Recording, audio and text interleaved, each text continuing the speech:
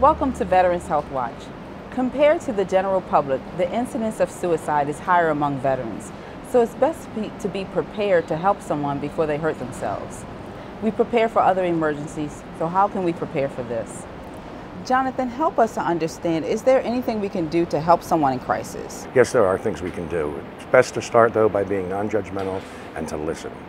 And we mentioned that the incidence of suicide is higher among veterans. What are the numbers like, Nicole? Well, what I like to tell people, first of all, is that suicide is a national crisis and that 45,000 people each year die by suicide. But what's significant for our veterans is that 20 veterans each day die as a result of suicide. And so it's really important that we prepare to save our veterans' lives, our heroes, really knowing what to look for and how we can be with them and help them seek help is important. And you said being with them and help them seek help. Seeking help is a challenge. And John, as a veteran who works with veterans, how does the military culture impact how a veteran actually seeks help? Well, actually, there are a number of ways, and it's interesting to understand because there is an actual culture, a military/veteran culture, and the things that you're taught in training and through your time in the military generally don't lend you to being willing to go get help or ask for help for oneself. Another thing to be aware of as well is that a lot of us were taught, that you don't want to be that weak link. You don't want to be seen as weak. You want people to be able to rely on you. You don't want to be the person that has to be relied on. So it's, again, asking for help is sort of an uphill battle. It's, I don't need help.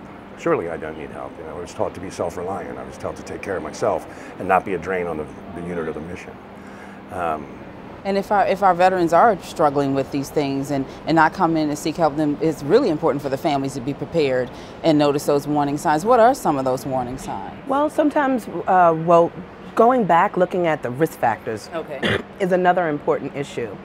Knowing what are the things that are on board that make someone prone to suicide, like mental health diagnosis, a substance abuse issue. Maybe they have a physical illness that may be elevating their depression or anxiety, making them feel like they want to take control of their life if they're facing a fatal condition. Other risk factors might be that they have a family history of suicide, maybe a loved one died by suicide. Even someone that has a past suicide attempt is more at risk. And so we really want our families to know those risk factors, but also the warning signs. And those are the things that, beyond those that are on board that make us prone, the warning signs are those things we see that we don't really, sometimes family is hard for them to admit that their loved one is in danger. And it's important that they, acknowledge those risk factors, like someone may be talking about death or, may have asked for access to a weapon or things like that. Those are some of the warning signs. What are some of the other ones you can think of? The others, they would, saying things simple as, like, when I woke up this morning, I kind of wish I hadn't woken up. Another thing you mentioned, physical pain, chronic pain. A lot of veterans have chronic pain because of the demands that were put on their bodies while they were in the service. And what's also difficult about that is at one point in their lives they were very functional, highly functional individuals. And again, one of the things in the military training is excellence. And now you find yourself physically unable to do certain things. You feel burdensome, and it's really important for family members to understand that, and loved ones to understand that that's sort of part of what we go through, what veterans go through, when you are not performing at your best or not feeling your best. And it's not your fault, but it feels like it's something you need to keep to yourself. So as a veteran, then how could a family member or a loved one approach this subject if they've seen some of the warning signs or the risk factors? And it sounds scary, but it's so important. How can they open up that dialogue? Should they ask the person if they're going to commit suicide? Yes, absolutely. And we talk about this a lot because it's a hard question to ask. But directly asking, if the individual is already thinking about it, they are going to probably feel some relief that you understand. Yeah. And that goes back to what we said in the beginning, this understanding and being non-judgmental. Yeah, and people don't realize that that's a myth. People think that if you ask someone about suicide, you're putting that idea in their head. And what we've heard from our veterans is that we're recognizing something that they've never shared with someone. And it feels a little bit of relief for them to say, someone's noticing that, and maybe I can ask that person for some help. And that is a surprise to hear. I can understand it now, but people would be surprised to say, okay, that there's some relief. So let's talk about how family members or loved ones can be prepared. to help that veteran? What are some steps they should take? They've noticed the warning signs or risk factors. What are steps they can take? So the other thing I would say, and I think John touched on it, don't be judgmental. A lot of times stigma in the society about suicide makes us feel uncomfortable asking those questions and even judging people who are feeling suicidal. There's this thought that suicide is selfish, and really what we want people to know is that it's not that person isn't feeling selfish. They're feeling like they're burdened and they want to relieve that burden from their family. And so the main thing we want family to know is that they want not to be judgmental about what that person is feeling, their loved one is feeling. And they may not understand it. They may not understand the reason why they want to die by suicide, but it's important that they at least be with them in that moment and let them talk about that, because it may not be something they understand, but it's really true to how that person feels, and it's the next step to helping them really get the help they need. And along that line, a lot of times, and I know this myself from when I was younger, how could you possibly understand what I've been through? The answer to that really is, I can't, but I hope I can help you. I think I can help you. You know, don't try to identify if you really can't. Tell the truth about how you're feeling when the individual is confessing these things or talking about these things. And I know that the VA, or there's a crisis line, a national crisis line, and most of us have cell phones now. What about that crisis line and how that can help? I encourage the veterans to put the number to the crisis line in their cell phones, so that if they find themselves in crisis, or if they find a peer, another veteran in crisis, anyone in crisis, they'll have that number. And so we've really been extending that education to families so that they will know the resources available and they have access to it.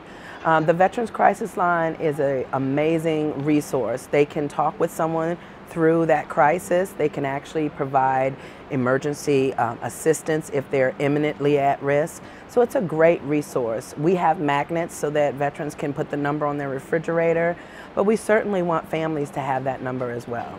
Sort of like the Mr. Yuck stickers. We have stickers as well. You know, hope you don't need it, but if you do, there it is. And putting it in your phone. Right. Who remembers a number now? And we're all so mobile. Putting that number in your phone is such a smart technique. And when we talk about it being understanding or not understanding, sometimes people feel, I've heard people say, once a person determines in their mind they're going to commit suicide, there's nothing you can do. What do you say about that, Nicole? What is your experience? Suicide is preventable. I mean, once you know the information, the facts, the risk factors, the warning signs, now it's time to take action. And we can prevent suicides. One of the things we do here, actually we do it across the nation at all VAs, but here in the VAMX, the VA Maryland healthcare system, we actually give out free gun locks, which actually can secure weapons. So a lot of people feel comfortable having weapons in their home for protection, and we tell our veterans all the time, it's your decision if you want to own a weapon, but we really educate them about safe storage, because weapons in the home, access to those weapons really does increase the risk for suicide. And also to your question, in another way too, is a lot of folks I've talked to say, when you get to talking to them, they'll say, I don't want to die, but I don't know how to keep living. Yeah. And that's the part we can help with. And every minute counts, right? When you have that gun lock, that the time it takes to unlock the gun, get the ammunition, that every second counts. The research shows that limiting access to lethal means really does reduce suicide, because that suicide risk is time sensitive. So in that moment that I'm thinking about suicide, you know, if I don't have access to lethal means, most likely that risk will diminish with supports, and then I can move on to feeling better and doing better. So we want to leave our veterans and their family members, their loved ones, with some tips, some takeaway tips. Nicole, give us some tips that people can use to help be prepared or help their loved ones. Well, I would say be involved in their treatment. You know, when things are going well, talk about being a part of their treatment team. Maybe even signing a release of information with their providers. And the VA welcomes that. We want our veterans' families to be involved because they have information that's helpful to their treatment. That's always important, because then you have, you're part of that treatment team. That doctor can reach out to you, you can reach out to the doctor about your loved one if things start to go downhill. It's really an important benefit. What would you say, John? Other tips, just like you were talking about lethal means, a lot of times it's easy. Veterans will get their medications mailed to them and they'll accidentally stockpile It's good to get rid of those. All the pharmacies, at least the VAs now, have drop boxes, so you don't have an overabundance of medications in the house. That's one way to do it. We talked about the gun locks, maybe taking the key to the gun lock and freezing it in a paper cup in the freezer, just that much longer to get it out, right? Even with pills, having a pill box. Right, exactly. And putting the pills for the 1 week in the pill box, and then having a family member store the others safely. That only allows the veteran to have access to a small number of pills, which will reduce the risk of an overdose on medication. And know your veteran. You know, the veteran is not interested in guns and then one day decides, I think I'm going to go buy a handgun. Pay attention. Maybe there's something going on there. You know, ask those questions. Don't ignore those gut feelings. Those things, exactly. Yeah. Well, thank you both so much for being here with us today. Thank you for what you do for our veterans. Thank you for your service. Thank you. And we want to remember you can help. There's something we can do to help. Things that can be done. Yes. Yeah. Thank you. You're welcome. Thank you very much, Kenny.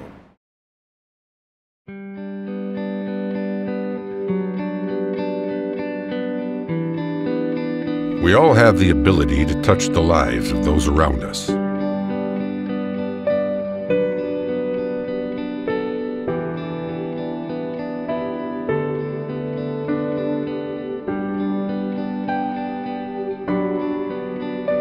Sometimes, even the smallest act has the power to change a life.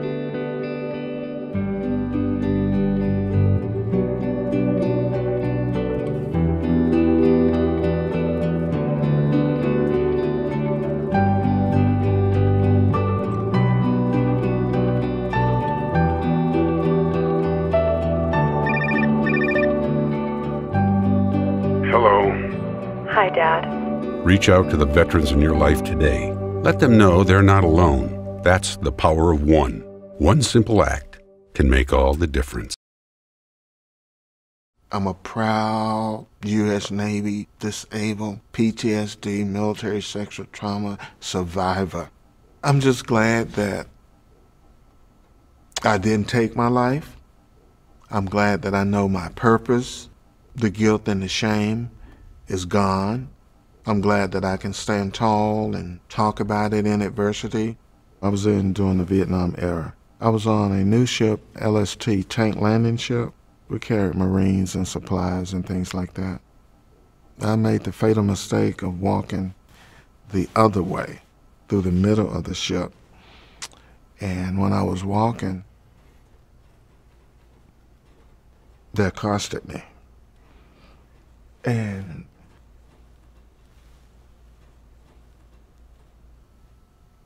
he began to rape me. So I hid it. It didn't happen. I was walking and one passed by me. He said, if you ever say anything about what happened, we'll throw your black ass overboard. So it was fear. I couldn't sleep. I started having nightmares. I went home. I burned everything. I burned the shoes, the hats, the peacoat, the clothes. I burned everything. I would work hard during the day and I would hide the drinking and drugging. And it just caught up with me. I started losing jobs. The depression would get me sometime after the nightmares. And I couldn't go out of the house. I had a nightmare and I got drunk for a week and they fired me.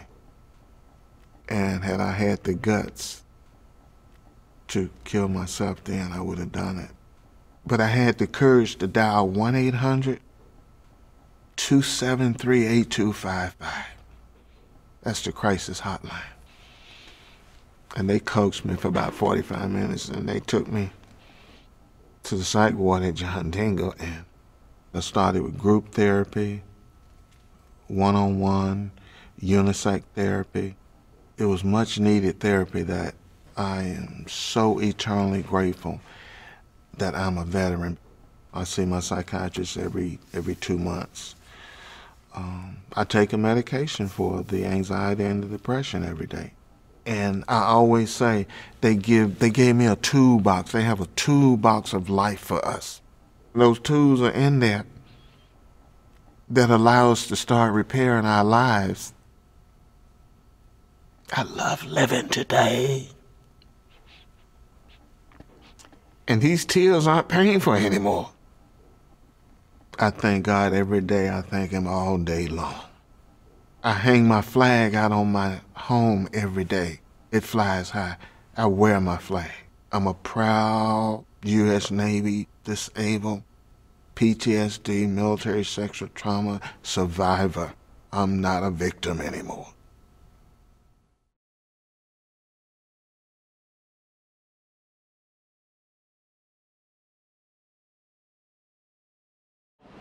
June 6th was a big day for the VA. It was the beginning of a new law called the Mission Act, which is all about increasing access to health care for veterans. And here to help explain it is Dr. Vishal Vagela. Dr. Vagela, thank you so much for joining us. Thanks for having me. So first, let's explain the Mission Act. What is it? So the Mission Act was actually passed into law by our president in June of 2018, and it actually took effect starting June 6, 2019.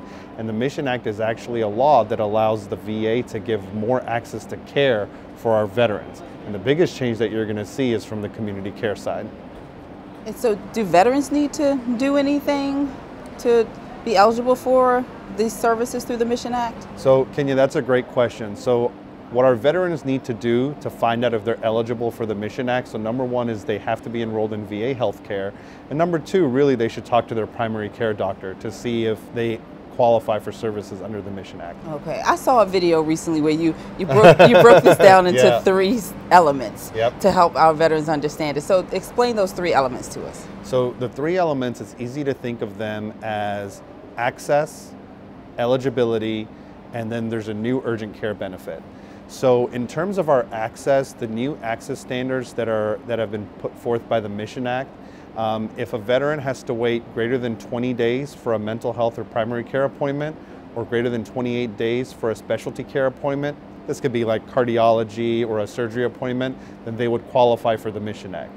Or if their drive time is greater than 30 minutes, or for primary care and mental health, or greater than 60 minutes for specialty care, they would also qualify for the Mission Act. And that drive time that you talk about, how's that calculated? So the drive time was calculated using geo-mapping software by the VA, so those drive times have been predetermined. And so when you discuss this with your primary care provider, they'll be able to see the drive time in your record to see if you qualify based on drive time. And urgent care, you mentioned that element? Sure, so the urgent care benefit is actually a new benefit here for our veterans. And the urgent care benefit is really for, let's say if you have a minor injury or a minor illness such as a cold, or if you decide that you want to get your flu shot and you don't want to drive all the way over to the VA. That's really what urgent care should be used for. There could be a small copay associated with it. It's about $30. And the eligibility is really determined based on the priority group of service connection for the veteran. And so for more information on that, again, you should contact your primary care provider. But there's also a website called www.missionact.va.gov where veterans can actually go to find out more information. It's a really cool website. I've seen it myself. It tells you how to enroll into VA healthcare, and you can see if you're eligible, how you're eligible, and it's even got a map on there where you can actually see what community care facilities are enrolled with the VA. Yeah, that was going to be my next question. How can veterans learn about this? But the bottom line is work with your provider. Yep. So our veterans don't have to be concerned that they need to do anything any differently. Work with the provider to determine eligibility. Okay. No, absolutely. They should always talk to the VA, and except for urgent care, all of the care that goes through the Mission Act does have to be authorized by the VA first. And so they should always check in with their primary care provider or call the VA to see if they qualify. And also to confirm that the community provider they're going to is an in-network provider. And the veterans can still choose to use the VA, even Absolutely. with this option. How does that work? Absolutely. So the choice is always up to the veterans, and we always want and hope that our veterans choose the VA. And so again, this is a discussion that the veteran will have with their primary care provider or the clinic they're calling into. The veteran always has the option to stay with the VA. They have to opt in to go to community care, and so we always welcome veterans to stay with us at the VA. Great. Well, thank you so much for being with us today and helping to explain this and demystify the Mission Act a little bit for us. Sure, thanks. I had a great time. My name is Yasmin. I served in the United States Navy 2005 to 2011. I came in as a aviation bosun's mate. We were doing workups to get the ship to go out on deployment. One of my friends was on the flight deck and he got his head taken off by a FA-18. It's unbelievable to see one of your friends just lying there. It's just so much commotion, there's so much emotions was going on. It's a horrible feeling. But you know you can't really harbor on it too much. You know you have to go out there and still do your job. Not having that time to grieve and actually get in touch with your feelings is kind of hard because you hold it all in. And then it's like, at some point, all that emotion and stuff just like builds up in you and erupts and it just comes out. And it don't come out sometimes the right way. And it just tears you to pieces sometimes. I didn't smile, I didn't laugh. I didn't show no emotion. I was just like numb, just didn't care. I didn't trust nobody. I was secluded, like I would literally be in a dark space, this darkness. I didn't want no light around me. I just felt like I was hopeless. Then I'm dealing with the kids. I don't have too much to really take care of them. I had to send my kids up to New York because I didn't want them suffering with me. That's when I just sat there and I was just thinking about everything, and it just came so much for me that I tried to, hurt myself. So I knew I had to, take that step forward to make a change. I was told about the VA. I was talking to two psychs that were very awesome, that kind of like brought me out of my shell. The incident that I saw, we actually kind of relived it to a point where I can actually talk about it without getting so emotional, and to ask me, to let me know that it wasn't my fault, that, things happen and that it's all right to grieve. My son, he's been with me through the process. He was 3 when I went into the service. So he knew the difference between fun, upbeat mommy to, Dad, she don't like to talk, she just looks mean and she just look cranky all day. So now it's back to, oh, Marie, hugs and kisses and stuff. We're back to that. They started, helping me think about, not for nothing, go to school. So I was like, you know what? Why not? I like learning. So I just started applying for school. And I've been in school. I'm about to graduate soon. That kind of helped, just being around different people, and not to mention there's a lot of veterans in my school. That's where I really hang out with, the veterans. And just hearing their stories, just hearing what they went through, just hearing that they trying to go to school just to, get their minds off of things is a great thing, great experience. What they say, a closed mouth don't get fed. You have to say something because nobody truly knows what's going on with you but you. And if you don't let them into your world, they can't help you. So sometimes you gotta, I guess you be that vulnerable person and actually let somebody help you.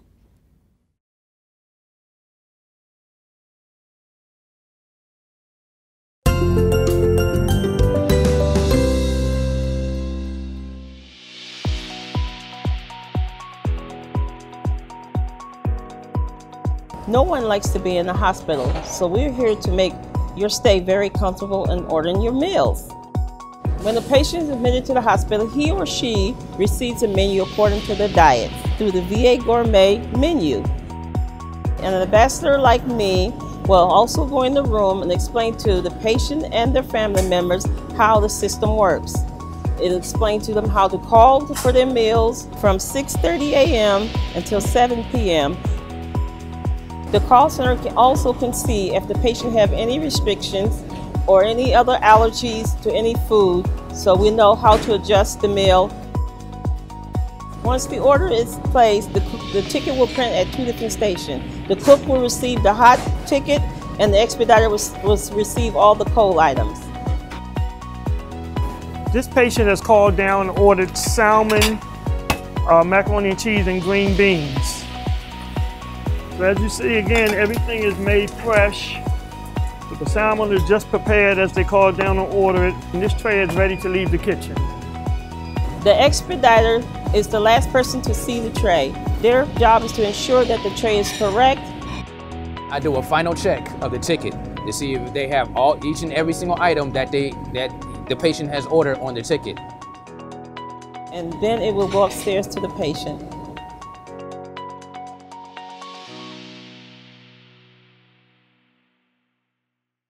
My name is Tim. I served in the United States Air Force from 1985 till 1990, and then I served in the United States Marine Corps from 1990 to 1997. Even though it's kind of a little chilly out here today, it's beautiful just being out here and being with my son and spending time with him. It's a wonderful stress reliever. Just anything you can do to get your mind off things really does help. I would have to say from a very early age, I was a pretty tough little kid, and I knew once I graduated high school that I wanted to do something different than everybody else. I didn't want to hang around the hometown. I wanted to get out and travel and see different places. So I decided I wanted to go in the military. I internalized a lot of things throughout my life and throughout my military career that I didn't even realize at the time that I was doing. It didn't come out till years later with my wife and her telling me that I had something wrong, that there was something wrong and I needed to talk to somebody about it. And I kind of dismissed it. I'm like, oh, you're crazy. There's nothing wrong with me. You know, I'm a tough guy. I'm a Marine. I know what I'm doing. And she's like, no, there's something wrong. You need to talk to somebody. You should talk to a therapist. And as soon as she said that buzzword therapist, I thought in my mind, I'm like, you're the crazy one. I don't need a therapist. Yeah, it took me a while to get there. And I didn't realize there's a lot of damage I was doing to the people, even the people that I loved around me, not physically, but mentally through what I was going through. I'd reached a real low point in my life. I was actually homeless for about a year. I decided in my mind that I wanted to commit suicide at one point. I remember being on the subway, on the metro, and there was a little sign, a little ad on the wall in the subway, on the metro that said, even heroes can ask for help. I just put my head down and I started crying. I'm thinking, you know, what that was about, what that sign was about, and I'm thinking about what I'd done wrong in my life because before this, I was so successful. I called the number and there was a guy on the other line and he goes, you really need to get some help. Do you want me to send help for you? And I just started crying. I said, yes. So there's a program, the guy running it was an Army veteran, and he said, you know what, come on in. I'll get you the help that you need. You really need some help, and I think I can help you. I said, okay. At first, you know, I got there, and I'm thinking, you know, the typical tough guy thing, oh, this therapy, it ain't gonna do nothing for me. And as time went on, and I went through each day, and I started realizing how much that therapy helped. Even my son has noticed such a difference in me, the way I used to be and the way I am now. I just started becoming involved in the community, which I never did before. And I started talking to different veterans and different friends that I had and making them aware of all these services and things that are out there to help them. The best thing we can do is to help another fellow veteran. And the best way to do that is just to reach out to them. The VA is a great place to reach out for help. They have a lot of mental health professionals. They have a lot of people there waiting and trained to help you out. You need to be there for your family, for your loved ones.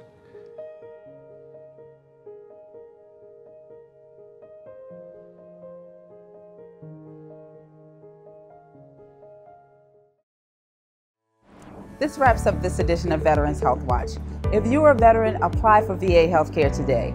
You deserve it. Just visit our webpage for more information. You can find more episodes of Veterans Health Watch on our YouTube channel. Just type in VA Maryland Healthcare System in the search bar. And be sure to hit the subscribe button to get notifications of new videos. Don't worry, it's free. We'll see you on the next Veterans Health Watch.